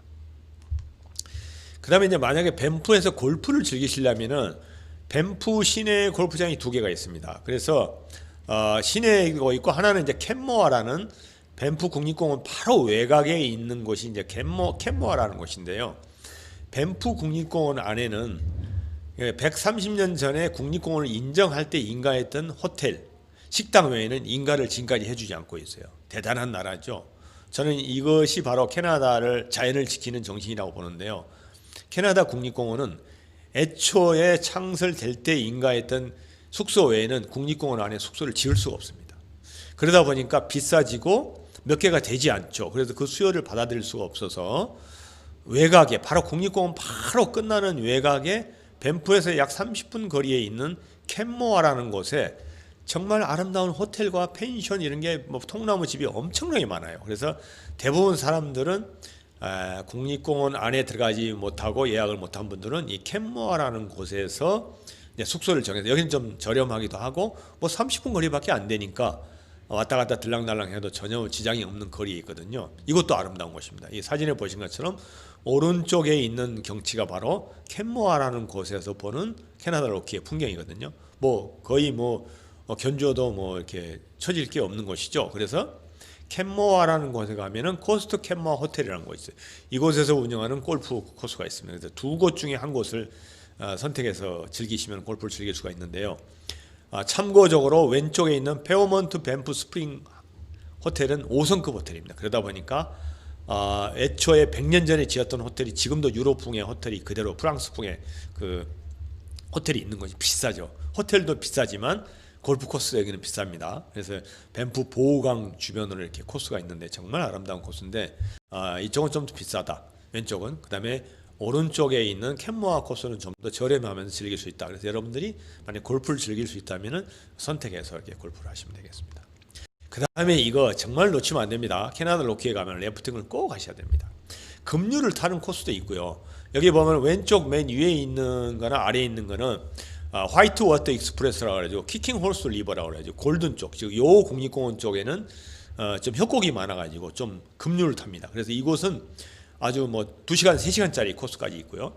오른쪽에 밴프나 제스퍼에 있는 이제 보호강이나 이런 강을 아사바스카 강을 흐르는 이러한 그 코스는 좀 완만합니다. 그래서 뭐 누구든지 즐길 수가 있어요. 그래서 우리 50플러스들도 내가 좀 더 와일드한 이 래프팅을 즐기고 싶다 그러면 왼쪽에 있는 그러한 코스를 찾아서 가시면 되고요. 만약에 이제 편안하게 자연을 즐기고 싶다 그러면서 가족끼리 이렇게 뭐 담소도 나누면서 즐기겠다 그러면은 또 편안한 코스를 찾아가시면 되기 때문에 그 얼마든지 선택의 폭이 많습니다. 그래서 래프팅을 꼭 한번 해보세요. 짧은 게 1시간짜리고 전부 2시간, 3시간인데 가는 내내 지겹지가 않습니다. 아름다운 이 풍경을 보면서 가기 때문에 그래서 꼭 래프팅을 즐기시기 바랍니다. 그 다음에 이제 캐나다 숙소는 대개 이런 형태입니다. 대개 이제 펜션 형태 아니면은 통나무 집 형태, 심지어 호텔마저도 그런 형태를 갖췄기 때문에 뭐 이 중에서 제가 묵었던 숙소가 대부분 제가 찍어온 사진이기 때문에 뭐 한 곳만 빼놓고는 제가 다 묵었던 숙소입니다만은 꼭 이런 곳을 예약을 하셔서 가족끼리 아니면 연인끼리 부부간에 이렇게 다녀오시기를 바라겠습니다. 이런 호텔들은 이제 그 국립공원 안에 있는 숙소들입니다. 그렇기 때문에 빨리 예약을 하셔야 됩니다. 그래서 적어도 3-4개월 전에 예약을 하셔야 성수기 때는 찾을 수가 있습니다. 그 외에도 뭐 외곽에 캔모아 왼쪽에 맨 위에 있는 건 캔모아에 아까 말씀드린 국립공원 외곽에 있는 호텔입니다. 그렇기 때문에 그런 곳을 얻으시기 바랍니다. 그 다음에 이제 5성급 호텔, 내가 정말 딜럭스하게 한번 여행을 해보시게 됐다. 그러면 아까 말씀드린 페어먼트 밴프 스프링스 호텔, 저건 뭐 100년이 넘은 호텔이고요. 그 다음에 이제 오른쪽과 아래쪽에 있는 거는 최근에 지은 호텔들입니다. 그래서 림낙 리조트 호텔, 그 다음에 아까 그 레이크 루이스에 있는 페어먼트 샤또 레이크 루이스 호텔은 사실 이거는 5성이 아니라 4성급입니다. 왜? 5성급은 건물도 좋아야 되고 시설도 좋아야 되지만 역사가 있어야 돼요. 외국이나 이쪽도 그렇지만은 이곳은 옛날에 지었던 호텔이 통나무 호텔이었는데 불에 탔답니다. 그래서 불에 탄 이후에 한 역사가 한 20년, 30년밖에 안 되는 걸로 알고 있어요. 현대식으로 이렇게 어마어마한 이제 호텔을 지은 거예요. 그러니까 그 우리도 그린벨트에다가 집을 지으려면 원래 소가집이라도 하나 있어야 거기다가 좀 새로운 현대식 건물을 지을 수 있잖아요. 똑같은 겁니다. 그래서 다른 곳에서는 이런 현대식 호텔을 지을 수가 없는데 유일하게 이 페어먼트 샤또 레이크 루이스 호텔은 옛날에 있던 호텔이 불타는 바람에 현대식으로 지어서 정말 아름다운 경치가 아름답게 유명한 여기는 4성급입니다. 그래서 뭐 5성급 호텔로서는 이런 호텔들이 있다는 걸 말씀드립니다. 그 다음에 제가 이제 또 다른 숙소를 하나 소개시켜 드리는데요. KOA라는 캠프입니다. 제가 북미 대륙 자동차 여행할 때 설명을 드렸는데요. KOA라는 캠프촌이 있는데 이곳에 가면 이게 가족 단위로 조그마한 통나무 집을 빌려주기도 하고요. 아니면 이게 캠핑카를 가지고 와서 캠핑카 파킹 랏에 놓고 이렇게 즐길 수도 있는 곳입니다. 그리고 오른쪽에 있는 곳은 이제 KOA하고는 상관없는 제스퍼 쪽에 가면 이런 통나무 집이 많이 있습니다. 그래서 이런 통나무 집을 뭐 통째로 빌려도 되고 아니면 방을 빌려도 됩니다. 그래서 캐나다 로키에 가면 이렇게 다양하게 숙소를 캠프도 해보시고 통나무 집도 빌려보시고 호텔 뭐 그다음에 뭐 로지 이런 걸 다 빌려서 보시면 좋겠습니다. 그 다음에 이제 먹거리도 뭐 무시할 수 없죠. 그래서 캐나다 쪽의 먹거리 중에서도 이 캐나다 로키 쪽에는 이 가시면 다 이거를 맛보는 겁니다. 우리나라에서 뭐 김치를 먹는 거나 똑같은 건데요. 캐나다의 국민 간식으로 비버테일이라는 게 있어요. 밴프에 가면 유명한 이제 비버테일 가게가 이렇게 있는데요. 말 그대로 비버 아시죠? 강가에 있는 그 꼬리가 납작하게 생긴 동물이잖아요. 수달과 같이 생긴 거. 비버의 꼬리를 닮았다고 그래서 말 그대로 비버 테일입니다. 비버 테일이 뭐 비버 꼬리라는 얘기잖아요. 저런 모양으로 돼 있어가지고 초콜릿을 바르고 이렇게 치즈를 바르고 해서 먹는데 아주 먹을만합니다. 그래서 간식으로 먹기에 좋은 그런 것인데 한번 꼭 체험을 해보세요. 그 다음에 카우 아이스크림. 아이스크림이 여러 가지가 있는데 뭐 소를 이렇게 이제 그 심볼로 했어요. 심볼로 해가지고 있는데 정말 맛은 있습니다. 이것도 밴프에 가면 있는데 뭐 다른 곳에도 있습니다만은 카우 아이스크림 한번 맛보시길 바라고요. 밴프에 가면 이 초콜릿 공장이 아예 있어요. 그래서 밴프 초콜릿이 정말 맛있습니다. 그래서 밴프에 가시면 이 초콜릿 공장을 물어보셔서 제가 뭐 어느 뭐 이게 그 상품 그 가게를 소개해 드릴 수 없지만 하여튼 이게 다 밴프에 있는 것들이니까 초콜릿도 아주 맛있는 여러 가지 초콜릿이 있습니다. 그러니까 한번 맛보시길 바라고요. 그다음에 뭐니 해도 캐나다 로키에 가시면 뭐 캘거리에도 있고 밴프 뭐 제스퍼 어느 곳에 가도 뭐 있습니다만은 소고기 스테이크 정말 맛있습니다. 양도 뭐 1인분이 거의 600g을 주기 때문에 뭘 시켜도 좋습니다. 뭐 리바이를 시켜서 좋고 안 그러면 그냥 뭐 안심 스테이크를 시켜도 좋고 다 맛있어요. 그래서 소고기 스테이크를 꼭 밴프나 로키 아니면 시간이 없었다면 캘거리에서도 이러한 유명한 그 스테이크 하우스가 있거든요. 그래서 먹거리는 그 지역에 가면 다른 건 몰라도 이 네 가지 비버테일, 카우 아이스크림, 밴프 초콜릿, 그다음에 소고기 스테이크는 꼭 맛보시고 오시기 바랍니다. 뭐 2번, 3번 먹어도 질리지 않은 것들이니까 한번 꼭 찾아보시기 바랍니다. 그 다음에 이제 어쩔 수 없죠. 우리는 이제 한국 식당을 찾지 않을 수가 없죠. 한 일주일, 2주일 있다 보면은 또 입맛이 또 뭐 좀 그러잖아요. 그러다 보면은 한 식당을 찾게 되는데 딱 그곳에는 밴프에 한 곳, 제스퍼에 한 곳, 두 군데밖에 없습니다. 그래서 뭐 한식을 찾으신다면 제가 어디라고 얘기는 못 하겠습니다만은 그게 뭐 이름도 좀 있습니다만은 밴프에 있는 코리안 레스토랑, 그다음에 제스퍼에 있는 레스토랑 딱 두 곳입니다. 그래서 꼭 가보시길 바라고요. 그 중에서도 제가 추천한다면 밴프에 있는 이 한국 식당 베스트입니다. 특히 이곳에 있는 그 할머니께서 이제 셰프신데 직접 만드신 감자탕. 되게 이제 외국 가시면 스테이크나 뭐 갈비를 되게 먹잖아요. 그런데 여기에 실질적으로 이 밴프의 한국 식당의 할머니의 그 최고의 그 브랜드, 최고의 음식은 감자탕입니다. 그걸 아시는 분이 별로 없어요. 그래서 저는 이곳에 2번 갈 때마다 이곳에 가서 꼭 그 할머니가 주신 감자탕을 먹었는데요. 감자탕을 꼭 한번 맛보시기 바랍니다. 그 다음에 이제 여러분 시니어들은 뭐니 해도 그 동반자와 서로 리듬과 템포를 맞추는 것이 정말 중요합니다. 그래서 지금 여러 가지 뭐 액티비티도 말씀드리고 많은 그 트레킹도 말씀드렸지만 동반자와 템포와 리듬을 맞추지 않으면 여행이 재미가 없습니다. 왜냐하면 한 사람은 뭐 건강이 좋으시고 또 한 사람은 또 나쁠 수도 있고 또 부부일 수도 있고 친구일 수도 있고 여러 동료일 수도 있잖아요. 시니어 여행은 항상 서로의 리듬과 템포를 맞추는 여행을 하셔야 됩니다. 그래서 너무 무리하지 마시고 좀 충분한 여행 기간을 가지고 가서 꼭 가시기를 권해드리고요. 그 중에 꼭 이걸 하나 놓치지 말아야 된다. 지금까지 뭐 트레킹 코스 여러 개, 그 다음에 뭐 액티비티 여러 개를 설명드렸는데 또 다른 재미가 캐나다에 가면 있습니다. 자, 이겁니다. 캐나다 국립공원에 가면 어느 곳에도 있는데요. 이게 이제 생긴 지가 얼마 되지 않았어요. 레드 체어라고 있습니다. 레드 체어. 지금 말 그대로 빨간색의 의자를 정말 풍경이 아름답고 정말 조용히 두 사람만이 앉아서 그 풍경 대자연을 즐길 만한 곳에 가면 레드 체어가 있습니다. 그래서 이곳을 한번 찾아다니는 여행을 한번 해보십시오. 제가 그 14년도에 캐나다 관광청 초청을 갈 때는 이게 없었어요. 제가 그때는 찾지 못했고 그렇지만 그 이후에 생긴 것 같은데 그때는 이러한 체어를 찾아가는 여행을 못했습니다. 그런데 제가 새롭게 이제 발견한 건데요. 요즘은 캐나다 로키에도 다 있습니다. 그래서 이 레드 체어를 찾아가는 여행을 여러분에게 권해드립니다. 자, 그러면 위치를 제가 다 찾아봤는데요. 밴프 국립공원 역시 대표적인 국립공원이기 때문에 13개가 있습니다. 위치가 이렇게 쭉 나와 있는데요. 제가 그거 하나하나 설명하려면 뭐 오늘 하루 종일 설명해도 안 되기 때문에 여기 위치를 제가 이렇게 쭉 적어놨습니다. 그래서 밴프 국립공원 찾아서 레드 체어를 찾으시면 이렇게 위치까지 다 정확히 나와 있습니다. 그래서 정말 빼어난 풍경이 있고 조용히 정말 둘이서만 이렇게 시간을 보내고 싶다, 힐링을 하고 싶다 하면은 레드 체어를 꼭 찾아보시기 바랍니다. 그 다음에 제스퍼 국립공원에는 5개가 있습니다. 주로 이제 호수 주변에, 제스퍼에도 호수가 굉장히 많거든요. 오른쪽 지도에 보신 것처럼 뭐 뻥뻥뻥 뚫려 있는 게 다 호수입니다. 그래서 아름다운 이렇게 나지막한 호수들이 많은 곳이 제스퍼거든요. 그래서 그러한 나지막한 곳에서 이렇게 시간을 한가롭게 보내는 정말 힐링을 하시는 곳을 찾아가면 이렇게 위치가 있거든요. 그래서 그 위치를 찾아가 보시기 바랍니다. 그 다음에 요호 국립공원에서는 아까 제가 설명드렸던 에메랄드 호수가 있는 요호 레이크 쪽에, 그 다음에 하나는 타카카오 호수 쪽에 있습니다. 그래서 그 타카카오 호수를 이렇게 전망하면서 트레킹 중에 이렇게 사진을 찍거나 추억을 남기시는 이런 여행을 해보시고요.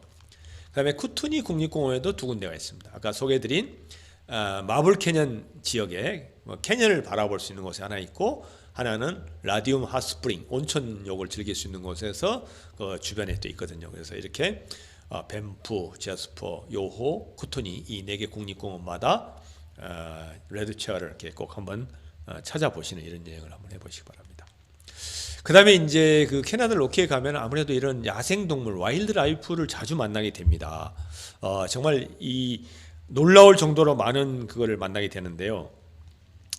특히 뭐 곰도 뭐 블랙베어가 있고 그리즐리 베어가 있는데, 곰은 정말 조심하셔야 됩니다. 그래서 심지어 트레킹을 하시는 분들은 그 곰 스프레이라고 있어요. 곰이 나타나면 뿌리면 곰이 그 냄새가 역겨워서 도망간다는 게 있는데, 뭐 이건 극한 상황인데, 그래서 트레킹을 하면 2사람 이상이 입산이 되도록 이렇게 규정이 돼 있어요. 그래서 곰은 정말 조심하셔야 되고요. 뭐 야행을 하실 때도 마찬가지고. 그래서 이렇게 너무 이 외딴 곳을 들어가면 안 됩니다. 그래서 트레킹 코스를 벗어나시면 안 되고, 그 외에도 뭐 다람쥐, 뭐 그다음에 여러 가지 뭐 마모트, 그다음에 양도 뭐 여러 가지 이 뭐라죠? 비콘쉽이라고 그러죠. 이게 이 머리가 이게 뿔이 이렇게 감아져 있는 동그란 형태, 그런 큰 형태의 그 나팔 모양으로 생겼다 그러죠. 맨 오른쪽 위쪽에 있는 게 비콘쉽인데요.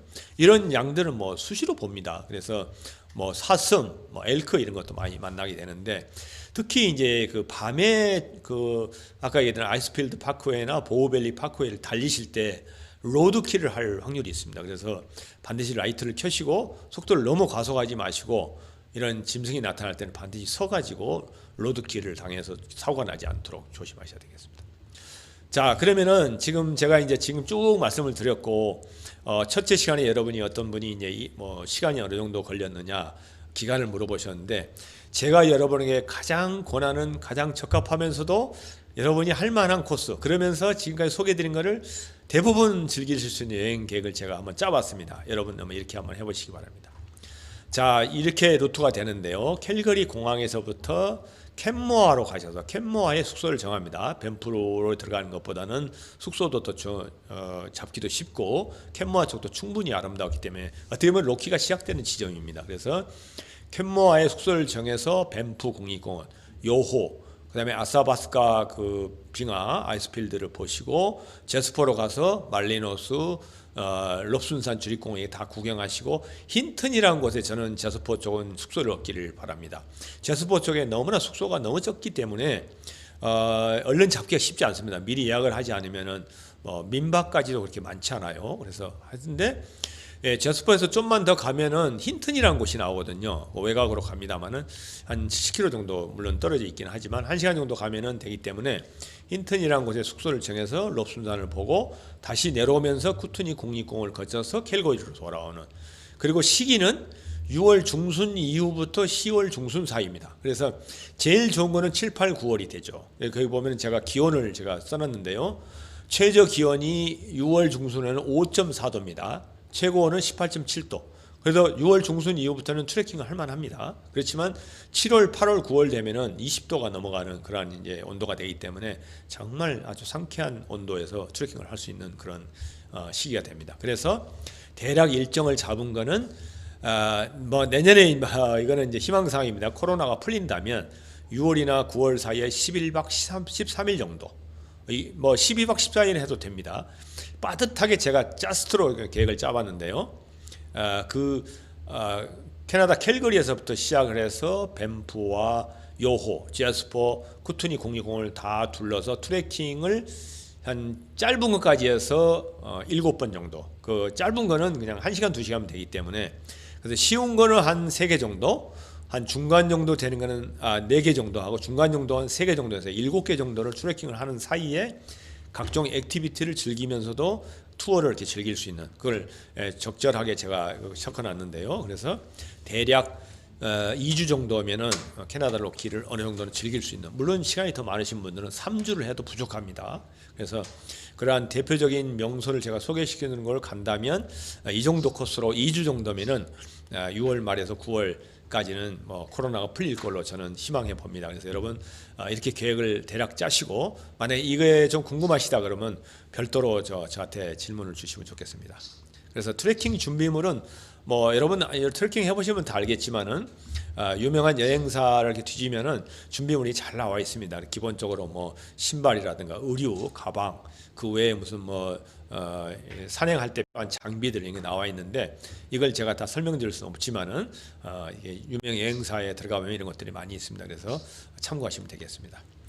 그래서 저는 이제 다시 한번 제가 지난번 4차례 여행 그 강연을 끝나고 나서 저에 대한 질문을 하신 분들이 많았어요. 그래서 저에 대한 소개를 마지막으로 한번 하고 마칠까 합니다. 저는 이제 여행 상점이라는 곳에서 여행 메이트로서 여행을 설계하고 디자인하고요. 또 그에 대한 뭐 여행 인솔도 하고 합니다. 그러면서 시니어들의 자유여행을 즐길 수 있는 여행 클럽을 만들어서 또 여행 클럽을 운영하기도 합니다. 그래서 다시 청춘 연구소장으로서 하고 있고요. 거기에 이제 그 유튜브라든가 페이스북을 제가 하고 있기 때문에 이런 강연과 여행 클럽을 하면서 유튜브는 제 여행 채널이 여행복입니다. 그래서 여행을 통해서 얻는 행복한 여행을 하기 위한 여행복이라는 유튜브를 지금 한 6개월, 7개월째 되고 있고요. 페이스북은 제 실명으로 하고 있습니다. 그래서 페이스북에 제 이름 한경표를 치시면 저희 친구가 될 수 있겠습니다. 그래서 온통 저는 유튜브와 페이스북 자체를 여행을 소개하고 제가 여행 다녀온 거를 이렇게 알려드리고 여행 방법이나 팁을 드리는 이런 채널을 운영하고 있습니다. 많은 참여를 바라고요. 그리고 이제 저에 대한 소개를 한 장으로 이렇게 좀 묶어봤습니다. 그래서 저에 대한 혹시 연락이 필요하신 분은 중간에 어떤 분이 그 연락처를 알려달라고 그래서 제가 댓글은 단 적이 있습니다만은 혹시 필요하신 분은 유튜브 아니면 이메일, 페이스북, 뭐 인스타그램 그 외에 뭐 이제 전화를 통해서 아니면 책을 통해서 저를 만나실 수 있겠습니다. 네, 이렇게 해서 이제 짧게나마 캐나다 로키 트레킹에 대한 전반적인 말씀을 드린 것 같습니다. 그래서 얼마나 여러분에게 그 흡족한 시간이 되는지 모르겠지만은 여러분 하여튼 내년에는 꼭 캐나다 로키를 다녀오시는 기회가 되길 바라겠습니다. 자, 그러면 지금부터 여러분들 지금까지 시청해 주셔서 너무 감사하고요. 혹시 질문이 있다든가 궁금한 게 있으면은 댓글로 이렇게 달아주시면 제가 답을 해드리도록 하겠습니다. 앞서서 뭐 쉬는 시간에도 몇 분이 이렇게 달아주셨지만 혹시 궁금한 게 있으면 해주시면 좋겠습니다.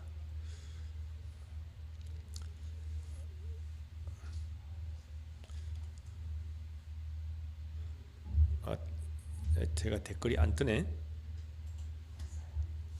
혹시 좀 읽어인가요? 네. 그러면은 별도로 제가 연락처를 드렸는데요. 여러 가지 이제 궁금증이 있으면 그 연락처로 연락을 해주시고 지금까지 세계 일주 여행을 비롯해서 캐나다 로키 트레킹 여행 여러분에게 설명을 드렸는데 얼마나 도움이 되는지 모르겠습니다. 많은 도움이 됐기를 바라고요. 코로나 이후에 여러분 여행을 많이 다녀오시길 바라겠습니다. 그러면은 이것으로 오늘 캐나다 로키 트레킹 여행에 대한 강연을 마치도록 하겠습니다. 여러분 감사합니다.